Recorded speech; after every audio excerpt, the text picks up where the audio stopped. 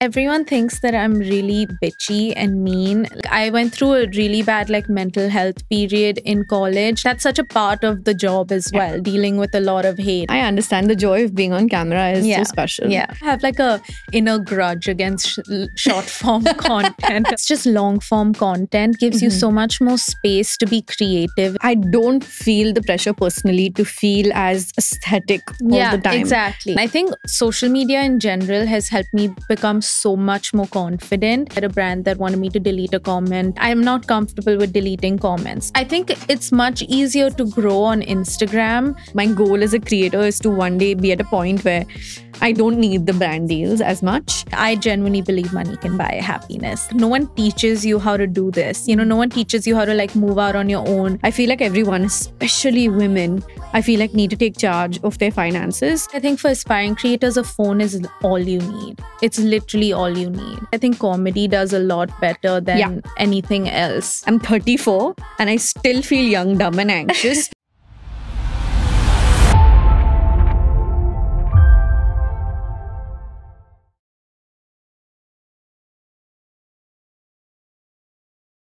Hi everyone and welcome to The Real Deal with me, Anam C.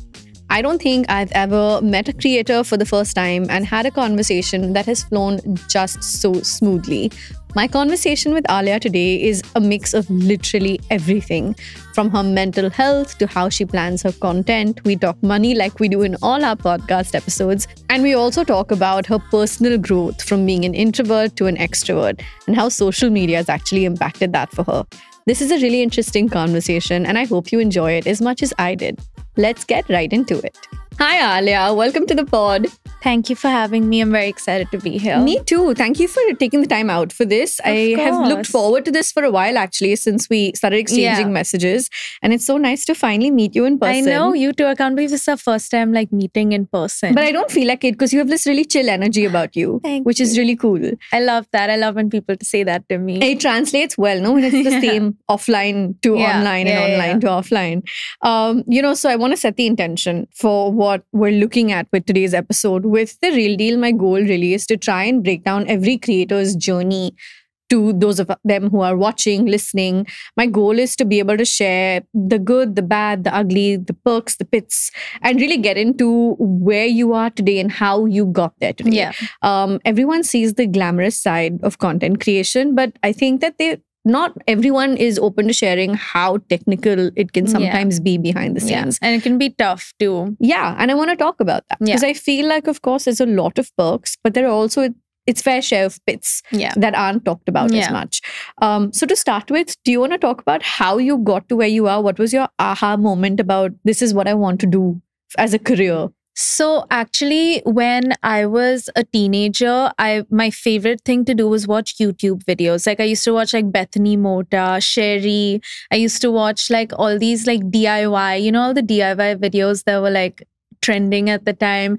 And the videos of I remember Bethany Mota used to make these videos of high school outfits or school day outfits. And I was in school at the time, so I used to just love it. And I always wanted to make videos like that. But I was a very shy kid. I was extremely shy as a kid and I could never get myself to do it. And then when COVID happened in 2020, I was so bored. 2 months into COVID, I was so bored. I was my mental health was bad. I'm sure it's everyone's was.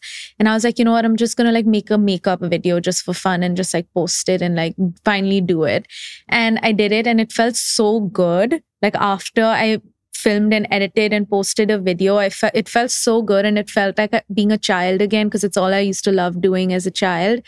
And that's when I started vlogging and kind of making YouTube videos and stuff, basically to pass time because there was nothing to do, and I really just wanted to do something that wasn't just sitting in bed and watching TV all day or laying in bed all day and things like that. So that's when I started off with that. So what were you doing up until that point? This is when you must have been about... I was 19. So you were still in college? Yeah, I was in college. So I had actually come back home because all the international students were sent back during COVID. So I had come back home. So until that point, I was still in college and everything. And I came home for 4 months of COVID. And then I went back to college and I started vlogging in college and stuff like that. And I was just it finally felt like, wow, like this is all I wanted to do as a child, you know? Yeah, I understand. The joy of being on camera is so special. Yeah. And then you decided YouTube is your main platform, I guess, then you would say. Instagram and YouTube. It started off with YouTube for sure being my main platform. And now I do Instagram as well. But I would say YouTube is more like where I'm myself and like I show like way more of my life and do a lot more content on. You know, I hear that from a lot of people and I agree because I feel that way about the platform as well. But is there anything particular that makes you feel that way about YouTube versus Instagram?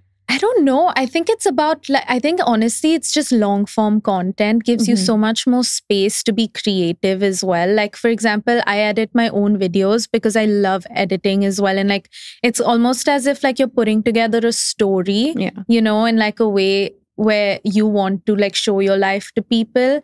And I think that's why I feel that way about YouTube, because I feel like there's more space to be creative with it. Right. But would you say that more business comes from long form as well? Or would you rely on short form? Short form for business for sure. And that's actually, I was just having this conversation with someone. It's so frustrating to me. Actually, in my last YouTube vlog, I was doing my makeup and I was talking about the same thing.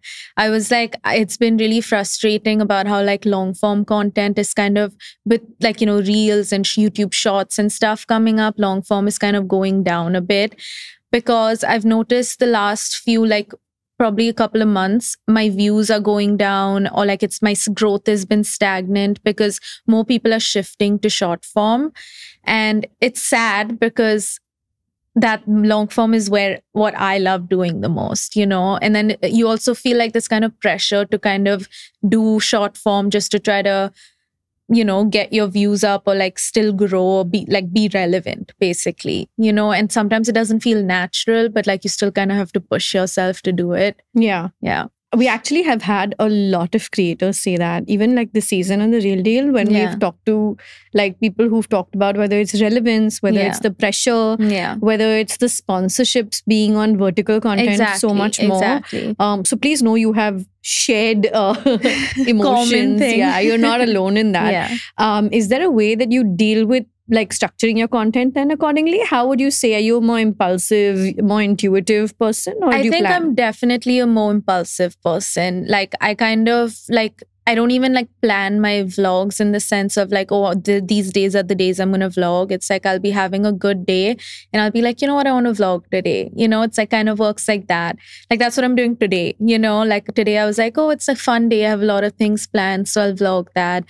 And I think with Reels, like on Instagram, a little more planning is required in terms of like planning what kind of video I want to make and stuff. But that's why, again, I like YouTube more. You know, it just feels more free, you know, and less structured. Yeah, I also feel like with YouTube, it's a hot take. I don't feel the pressure personally to feel as aesthetic all the time. Exactly. Whereas with Instagram, even if I'm doing like a non-beauty related, I just want to talk about something, I'll still find the need to like, okay, at least do my hair or at least just apply some concealer. I feel the same way. Yeah. Like my vlogs, I'm always without makeup. My hair is a mess. I don't care, you know? Yeah. But if I do that on Instagram, also, another thing I've realized is YouTube audience is a lot more accepting as well. 100%. Because if I'm like makeup free, messy hair, like wrinkled clothes or whatever, YouTube will be like, oh, I love that you can be yourself. But then on Instagram, it'll be like, why can't you iron your shirt? You know, like I've gotten like those different comments of filming on the same day and looking the same in both videos. So I want to talk about numbers from a growth point of view, just a little bit. I'm coming from the place of, because one likes a platform more, like for example, in my case, because I'm a little bit biased towards YouTube myself, I feel like I pay more attention to the growth on that platform. Yeah. So like, tell me a little bit about how you've observed your growth on both the platforms, and how you've kind of, you know, worked towards growth strategy for the numbers on each of them. So on YouTube, when I first started, I grew super fast. Like it was like really high speed and it was great. But I would say the last like year or so, it's become much more stagnant. And I think that's also because of the shift to short form, like more people wanting to watch reels and stuff. So my numbers have become more stagnant. And I've started obsessing over my YouTube analytics so much because of that. But with Instagram, I think it's much easier to grow on Instagram than it is to grow on YouTube because of the algorithm with reels and stuff. You can kind of like, if a video of yours does really well or goes viral, like you can get like 500,000 million views, you know, versus on YouTube, it's hard to go viral, I think, you know, because it's a very set audience on YouTube. And I don't think that there's a lot of growth opportunities in terms of reaching new audiences and stuff on YouTube versus on Instagram.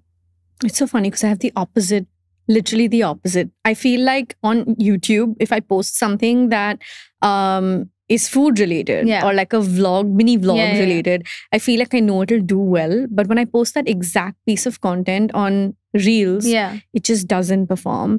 And I feel like growth on YouTube, and I say this for myself, but I'm also saying this from having observed a niche of like beauty / vloggers, similar to, I guess, our zone, when they've been super active on shorts. How often do you post? On YouTube, like long form, I post, I would say once a week at least. Sometimes twice a week, but shorts I really neglect. Like that's something I need to, because I've seen people who post shorts like every day, and they'll do like 30,000-40,000 subscribers a month, which I think is like amazing. It's insane. So up until last year, till I became a mom, basically, I used to post about 3 to 4 times a week on YouTube, long form. Oh, wow. And then I would do shorts at least 5 to 6 times a week. A little bit here and there, sometimes even more based on like, you know, if there was stuff happening in my life. And with Reels and with Instagram in general, it's so much more like planned and choreographed because again, the aesthetics and brands are watching Instagram in a different way. So I actually feel like shorts helps a lot. No, that is a good point, because what I'm saying is like from what I've experienced, but also I know that I keep neglecting shorts. I don't know why, because it's as easy as whatever I post on Instagram. I just need to also post it on shorts, but I don't know why I just keep neglecting it. Maybe I have like a inner grudge against short form content or something. Mera ulta hai. In fact, everything that goes on Reels definitely goes on shorts. And then I'll do additional stuff, which is just for shorts. Okay, nice. Which I like really You're giving me tips right now. So then growth strategy for you is Reels then? Because you find that pretty easier. Much. Because I just think that it's easier to reach people, like newer audiences on Reels, because it's as simple as like, I think recently I made a video with my friend which was really stupid on, do you know that sound from Waqar, from this Pakistani like kind of roadies show. Okay. And there's this really trending funny audio, and we just made a reel like one day we were drunk and we were like, oh, let's make a reel, and it ended up getting like 600,000 views compared to like a Get Ready With Me reel I made that got like 100,000 views or something, you know? So I just feel like with Reels, it can be very strategic in the sense of like, if you pick an audio that's funny or trending and stuff, like it can do well. That's another thing with Reels. I think comedy does a lot better than anything else, you know, like something that's funny. Yeah. I've always thought I was a funny person. I mean, everybody thinks they're a funny person, really.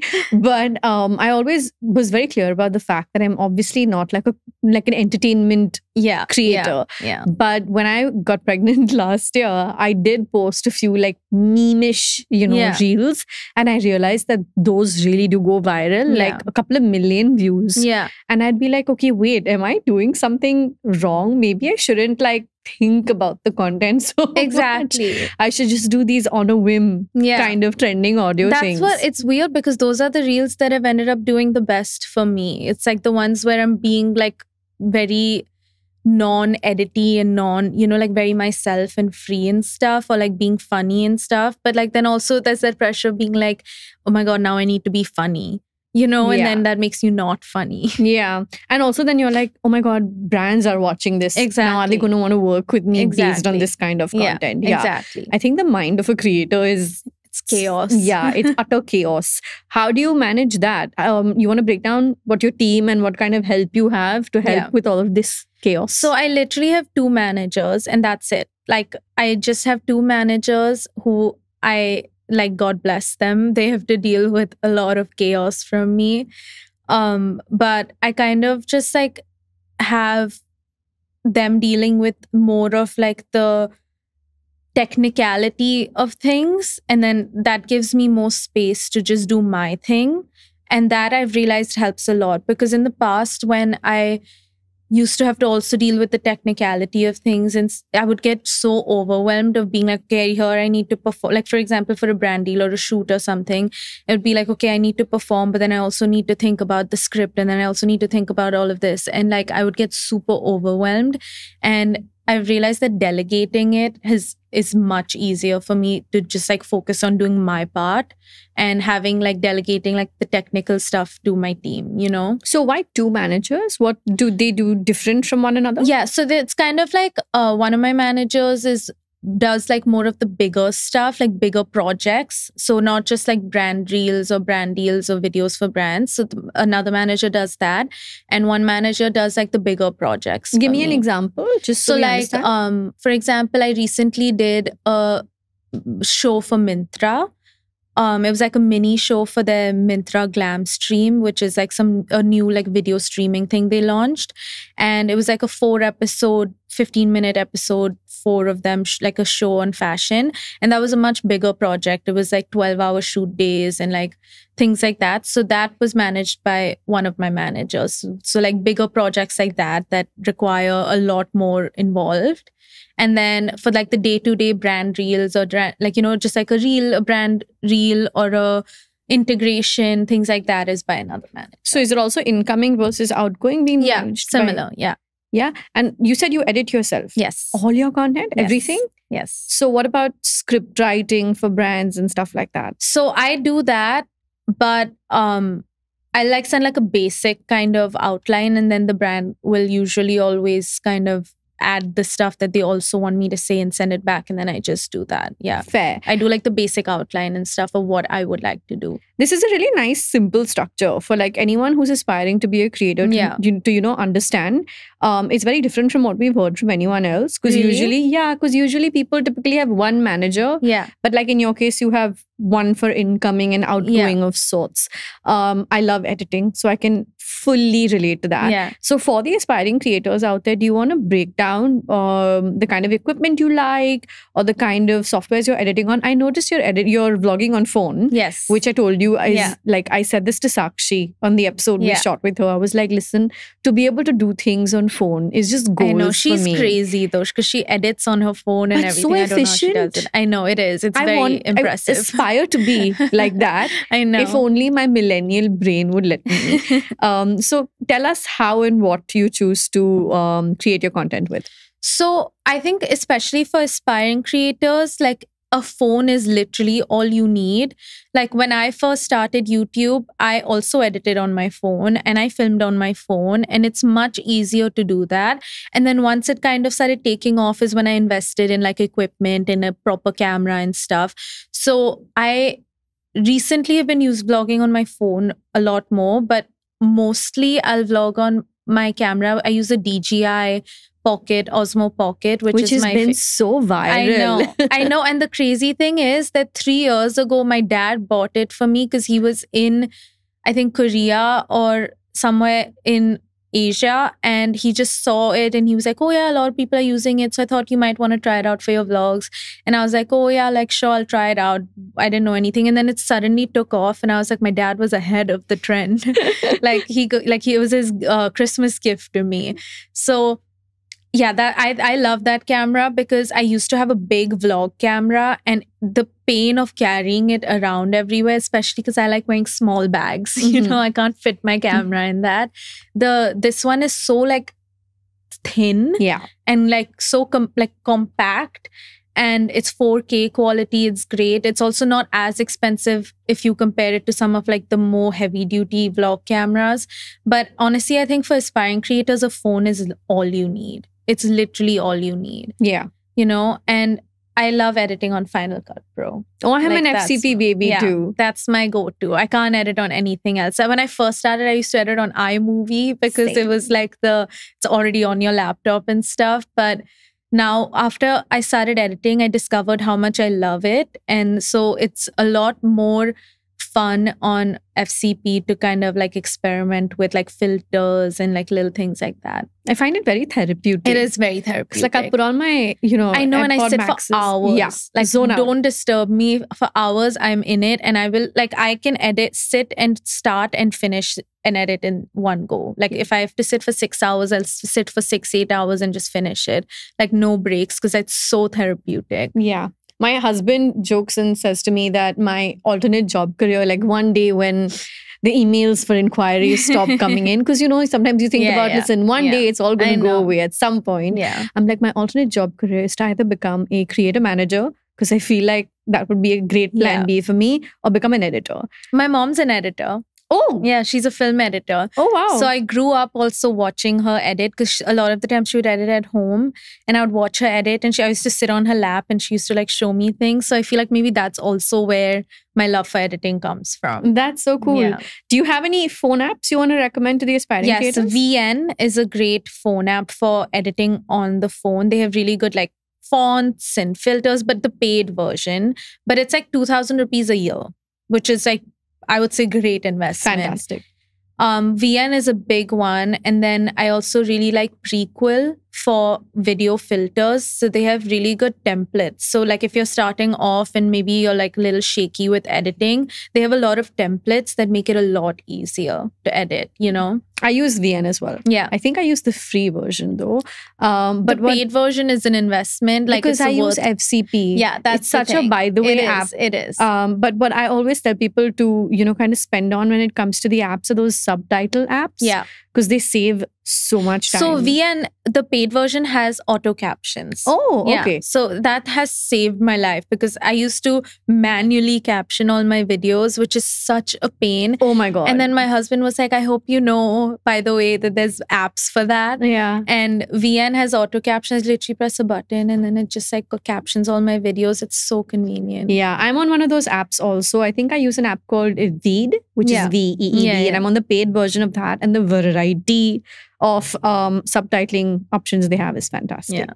Tell me a little bit about your podcast too, right? I find the name so interesting. Young, Dumb and Anxious. Yeah. Tell me a little bit about Basically, it describes me as a human being. I don't think you're dumb, Alia. I can be. We all can be. And I think it honestly encapsulates like your early 20s, which is what my podcast is about, Listen, sorry to cut you. I'm 34. And I still feel young, dumb, and anxious. So I promise you, it's not That's just so it's just everyone, which is great, because then it means more people can relate. For sure. But yeah, it basically is to like the name came from how I felt when I was like, because I'm gonna be 25 in like 3 months. But when I was going through like my 20, 21, 22, it was a horrible time, but also a very strange time, because I was just starting to work. I just moved out on my own for the first time. And all of this was happening. And I felt so lost. I was like, no one teaches you how to do this. No one teaches you how to like move out on your own, figuring out GST and taxes on your own. I was like, I don't understand any of this, which is why I was like, I want to do a podcast for like the young 20-year-olds, mid 20-year-olds, people who are still trying to figure it out, are feeling lost and stuff. So that's what the podcast was for. It was just trying to like figure out your life, And has that actually helped you be more open and 100%. free with everything? Yeah, 100%. I think social media in general has helped me become so much more confident, because like I told you, I was a really shy kid. Like I could not speak to people. I was so shy. I remember I was running for vice president in 11th grade, and I had to go give a speech in front of the whole school, and I started shaking. I blacked out. I messed up all my words. Like I had such bad stage fright. I was so shy. And when I started doing social media, because you're putting yourself in front of the whole world on camera, you kind of have to like slowly get confident. And I feel like it's made me so much more confident in being myself. Do you know how you came about to be like that? Because both your parents, you said your mom is also a movie editor, your dad's in the movie biz too. Like they must have such, I would assume, outgoing or mixing you would assume, with people. But actually all me and my mom and dad, and I have no siblings, so it was just me. all three of us are introverts. All three of us, like you will never see my dad at like all these parties. You know, you will never see him going to all these Bollywood parties and everything. Is so not a social person. My mom is not a social person. And I think that kind of are they also shy? Yeah. They can be. Yeah. Both of them can be shy. My mom is pretty confident now, especially. And I don't think she's shy, but my dad can be really shy, which you would be shocked at because his whole work is in like a public thing, you know. But I think that got passed on to me as well, for sure. No, I feel like there's so many different layers to every person's personality, really. Yeah. So it's almost interesting and endearing to see someone who is actually so shy but able to put your whole life out there on camera. So I feel like that's a very interesting combination. And when people watch you regularly, I would assume they kind of get to know you over a period of time. As opposed to a motor mouth like me, I think, who's just like, I'm such a moofat. And I happen to be an extrovert. My dad's an absolute introvert, but my mom and I are both definite extroverts. So I think it kind of comes from a place of, listen, let's just sit and talk. Like we're such yappers. I think I've kind of transitioned into being like that now. When I first was like, so it's crazy because when I was a kid, I was insane. I was so loud and crazy. And then when I like kind of like started going into my teens, I became really quiet and shy. And then after I started social media, now I would say I'm way more extroverted than I was before. Like when I first started, if you watch like one of my first few videos, I used to do like Q&As a lot and stuff. And I answered the same question like 8 times of like, are you introverted or extroverted? And I would always be like, oh, I'm shy and stuff. Now, if I get asked that, I would feel like I'm pretty open now. You know, you're like an ambivert now. Yeah.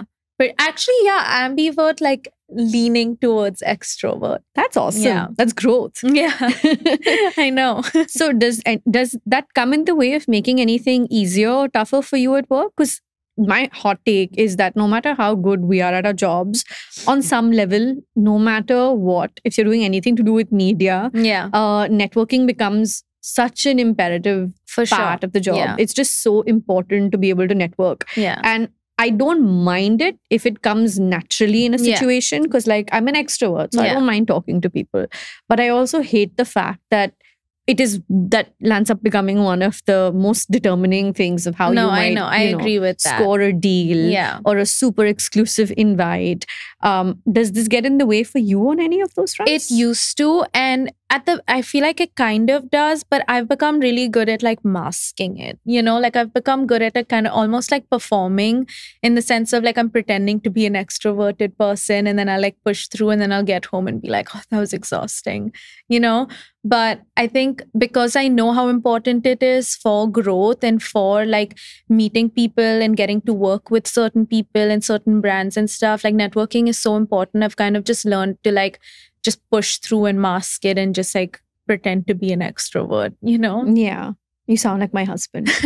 Really? He will unabashedly say that I hate people and I prefer dogs over people. That's me as well. That's why I said you sound like my husband. He's the kind of person that he's come to parties with me where he has found the dog and been with the dog for 3 hours. Yeah. And I'm looking for him and I'm calling him and he's like, oh, I'm in the last room with the dogs. And I'm like, okay, then. I love that. Yeah, it's sweet, but it can be very frustrating. Yeah, because then you're just like, what do I do? Yeah, I'm fine by myself for the most part. But I'm like, I'm not pretending I do have a husband. He's somewhere around here. But what comes easy then to you, which may look difficult on camera? Like if there was one thing that you feel actually comes very easily to me as part of the job. I think honestly, just being super open and honest is really easy for me. And I think that comes from both of my parents as well. Like they are so blunt and straightforward, but not in like a mean way, but in a very like, I won't lie to you. And like, you know, kind of like, you know, even if it might like make the other person feel bad, like they don't want to lie to the person. And I feel like that's kind of me as well, where like I talk about a lot of things on my YouTube and stuff and it's like a lot of people are like, wow, like you're so open, like, it takes a lot of courage to talk about like your mental health like that, and to talk about like, and I'm like, but it's not requiring courage for me. It's literally my life. And if I can be open about everything else, then why can't I also be open about this? Yeah. Like I went through a really bad like mental health period in college, like horrible anxiety, panic attacks, ended up dropping out of college because of it. And I made a video, and I used to talk about it pretty often. If I'm having like a depressive episode or something, I'll be open about it. And a lot of people will be like, like, kudos to you. And I'm like, it for me, that's really easy. Like, it doesn't require me to be like, okay, today I'm going to finally talk about this. It's very like, this is my life, So I think that comes really easy to me, just being super open and, yeah. That's fab, because that also helps you just stay authentic, I would assume. And I feel like it also helps people connect with you more, because when people who are going through the same thing see you talk about it, and they feel validated, like of being like, I'm not the only one. Yeah. So I think that is a big thing as well. Yeah, I can relate to that on so many fronts. And then apart from networking and socializing with people, is there something that you think comes tougher to you but might come easily to others when you look at your peers? Because you have a lot of creator friends. Yeah. So like, is there something that you feel like, hey, they make it look really easy and cool, but it's not as easy for me? I think honestly, a big thing is saying, like, basically creating boundaries with certain brands is not easy for me. There'll be a lot of times where like brands will say something and then try to do something else and kind of push you for things you're not comfortable with. And now I'm much more, but like that's an area I still struggle with sometimes in creating boundaries. Like recently I had a brand that wanted me to delete a comment on one of the branded reels, and I'm not comfortable with deleting comments, because I'm like, even if it's a hate comment, it's fine, like it happens. It doesn't affect me and stuff like that. So, and I think it's also cowardly to delete comments. I'm just like, yeah, they say what they say, unless it's like something horrible, which I just block them for. Like, I think it was something stupid, like for some of my skincare, it was like, oh, that's not your skin or whatever. And I was like, I don't want to delete it. Like, I don't really care for deleting it. And how did you manage this with the brand? I just said, like, I'm not comfortable deleting it. Like, I don't like deleting comments. Like, if it's something that bothers me, I'll either respond to it or block them. But if it's something stupid, then I'm just like, who cares, Yeah.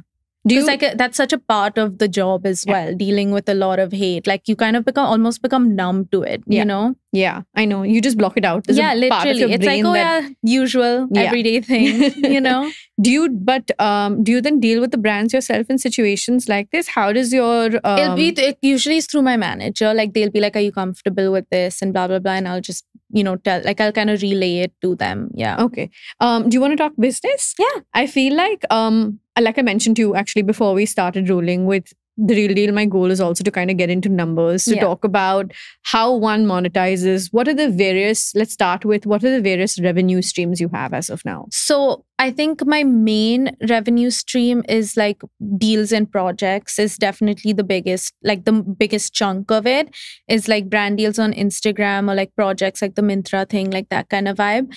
And YouTube is there as well, but YouTube isn't like a big chunk of it. But yeah, that's there as well. Those are my main two. A lot of people that do regional content find for YouTube AdSense to be a big chunk of their... Yeah, that's what I've realized too. Yeah. Do you use affiliates? Are you on any of the affiliate portals? I am, but I am not very good at it.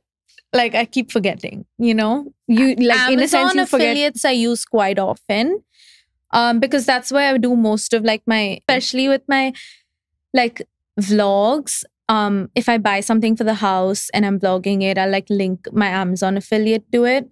But that's it. I'm really bad with affiliates. I love affiliates. Really? I'm obsessed. Like, I feel like my goal as a creator is to one day be at a point where I don't need the brand deals as much. Does affiliates genuinely, like, does it give you a good chunk? I would say it depends on how often you use it and what kind of platforms you're using. Like Amazon is one, but like your Myntras, your Nykaa Fashions, your Nykaa Beauty, your Tiras are all platforms you can use your affiliate links for. I always assumed affiliates is like nothing. Like It I really always depends on assume- how much you choose to push it. Yeah. And what your general content is Yeah. like. Like I, in 2020, during the lockdown, when only the essentials were going, and then I think at some point they started certain categories of beauty, Yeah. and all brand deals were on hold, right, Yeah. for a good part of the lockdown. And I remember leaning on affiliates a lot at that time. That makes sense. Yeah. And I paid a chunk of my bills because of Oh, my wow. affiliate earnings. That's good to know. And yeah, so I feel like it really depends on what you push. But I also feel like the caveat that goes with it is that you have to work hard to make sure that everything goes with your credibility Yeah. on yeah. what you would organically Yeah. use. Because like, I think the audience today is smart enough to decipher when you're just doing something for the links and the, Yeah. and the push Yeah, for sure. versus something that you truly genuinely use Yeah. yourself. Same with sponsorships, right? No, I agree. That's for sure. Like you kind of, that's why I always do sponsorships for products I would genuinely use or I do use. A lot of the things I actually most of the things I do use myself or I discover through a sponsorship and I'm like, oh, this is a cool product to Yeah. have. I can't do products that like I wouldn't use, you Yeah. know? Are there any categories that you would just straight out say no to? Gambling. Okay. There's a lot of gambling apps that I actually know do. that's crazy. I didn't even think that. Like I feel like that's pretty unethical. Like I wouldn't do that. But yeah, I don't think there's that much of like a thing of what I wouldn't do. It depends on what, because like there's things in beauty I wouldn't do. You know, like there's brands I don't work with in the beauty space, but there's brands that I'll work in alcohol even. You know, like it depends on like my personal feeling about the brand as well, and if whether I like their ethics, so that whether I like their, you know, that kind of vibe. Yeah, I'm like that about saying no to gambling for sure, gambling betting Yeah. apps. I think I just, as a blanket, say no to any whitening products. Oh yeah, that too, of course. yeah. I forgot about that. And then I'm a teetotaler, so I feel like it doesn't make sense for me Yeah. to do an alcohol sponsorship, and I say no to anything tobacco outright. yeah, that too. Because I'm like, I don't think I Yeah, can. basically anything that's like can become a bad habit. Yeah. I wouldn't want to promote. You know. Yeah, makes Yeah. sense. So are you someone that works on the numbers yourself? You mentioned earlier that when you're looking at the GSTs and the taxes, so who manages all of that? So I for have you? an accountant but I'm directly in touch with my accountant because when it comes to money, I'm very much a Capricorn. What And does that mean? so Capricorns are known for being very like money minded. Wait, and what like birth month is Capricorn? January. My son's a Capricorn. Really? I think 31st. Yeah, 31st is a December? Capricorn. Yeah, okay. So he's gonna be like this too. Oh no. His mother is the opposite. Really? I'm obsessed with numbers and I pay my GST and calculate things myself. I have a great accountant in CA, Yeah. not to discount the work Yeah. that they put in at all, Yeah. but I'm obsessed with having That's my nose in the crazy. books. No, so I can't do that. I hate math was my least favorite subject, but I need to be aware all the time, you know? So like I'm in touch with my CA and my accountant where I like keep a track of everything, but I can't do it myself. Like math is just not my strong point. It was my favorite subject in That's school. crazy. Yeah, so I've never met anyone who said math was their favorite me, subject. okay, can I tell you something really weird? Yeah. Don't judge, please. When, I did SSC. I don't know. Yeah. Did you do what board? I did you? IB. So my 9th and 10th was SSC, and we had this thing in algebra geometry called Group A, Group B, Group C, and Group D sums. And A, B, and then A was easiest, and then B was tougher progressively to C and D. And literally my favorite pastime, I'm about to sound like such a dork, was putting headphones on, listening to music, and solving Group C, Group D algebra geometry. That's my worst nightmare. I would enjoy I was a it. science girl though. Like science was I did higher, like in my IB, you choose 6 subjects and you have to have 3 standard level and 3 higher level, Okay. like in terms of the difficulty. So I took psychology and biology as my higher level because I loved science and I loved anything to do with that. But math, I literally took standard level, and even that was like too much for me. I was like, they used to have one under for people who really struggle. And I wasn't bad at math. I just hated it. So I was like, should I just go to the really struggling one? But then I didn't do that. I loved math. I really did. I always sound like such a dork when I admit this to people, but numbers like really get me excited. I will plan things on Excel sheets. That's crazy. Yeah. That's funny though. So then you're just more creative in that sense, I would assume, as opposed to... I am very money minded in the sense of like, it's very important to me. And I try to do my best in like organizing my spending and everything like that. I'm only talking about this as being like now. When I first started, I was so excited about making money. I would get a paycheck, I would blow it all away and be like, oh my God, it's my own money. And, you know, like that kind of excitement. And that obviously was not the best way to do things. So I'm very money minded in the sense of like, it's a very, very important to me. Like money is very important to me. I genuinely believe money can buy happiness. Like I know it's controversial, but I believe that because like I've experienced that too. And so it's really important for me to just like make sure that I'm set, you know? Yeah. It's so amazing that you're saying that because a lot of people would be afraid of making a controversial statement like that. I do think money makes the world go round. Yeah. Whether we like it or not. Exactly. That's the thing. The fact is the fact. Yeah. It's not like I'm saying I like that, you know, but I genuinely do think that based on what I've seen, it seems to be the case. You know? And I feel like if you can be smart about money, whether it's having, you know, the ability to do it yourself, having a good wealth manager, whatever it is. I feel like everyone, especially women, I feel like need to take charge of their finances. And it's great that you're kind of coming from a place of, listen, I don't want to be in that position. So I'll do whatever it is I can. I don't know if I would say money can buy happiness, but I do think that money can really convenience your life. And I also think that with every generation, one wants to try at least and go one step up, right? From whatever we've come from. That's the whole point of trying to, we come from certain privilege, but how can we multiply it? Exactly. You don't want to be in the same place. Exactly. So I feel like it's great that you're on that journey. And kudos to you for being honest about it. I think more women need to do that, to be honest. I end every episode with a little hot or not / rapid fire. Okay. So let's do a little quick fire. Okay, I'm excited. One rumor about yourself which you'd like to clarify. Everyone thinks that I'm really bitchy and mean. Like there's the amount of people that have told me that they thought I would be really difficult to talk to. I feel like I'm really not. I feel like I'm pretty easy to talk to. Like I like talking to everyone. I feel like I can get along with like most people. So that's a rumor that I don't agree with. Well, I've met you for the first time today, so I will attest to that. One word you would use to describe your career so far? Growing. One word you would use to describe yourself, your personality as a whole? I would say authentic. One thing you'd like to change about our industry? Oh my God. Payment terms.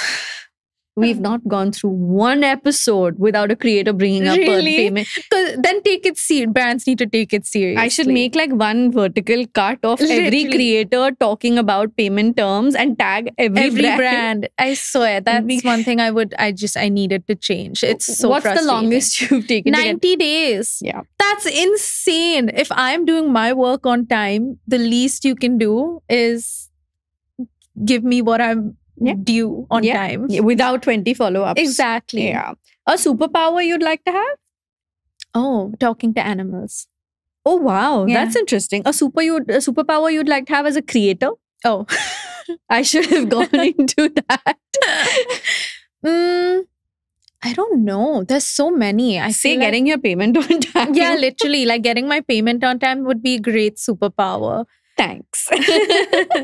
One actor you think would make for a great content creator? Oh, I think Ananya Pandey would do really well as a content creator. She has a podcast and everything. Yeah, but I think like even like vlogs and stuff, like I think because I feel like Gen Z really relates to her a lot. I think she would do a good job as a content creator. And I love the way she's like what she's doing with herself. Yeah, right exactly. Now and she even in her interviews and stuff, she's like funny, she's open, you know. I think she would do a good job. One brand on your wish list to work with? Ooh. I think like Dior would be fun. Podcasting or vlogging? Vlogging. Nice. Thank you so much for coming on and being such a fab guest. I have a little thank you for you over here from my own brand. I'm going to move the mic over so I can reach you. Thank you. This is from my own brand, I love Verified. it. That's so sweet. And I hope you enjoy using the product. Thank you. Thank you so much for coming on. I had a great time. Go ahead and give yourself a shout out. You can go to my YouTube channel, Alia Kashyap, my Instagram, Alia Kashyap, and that's it. That's all I do. Amazing. Thank you for watching. Thank you. Thank you.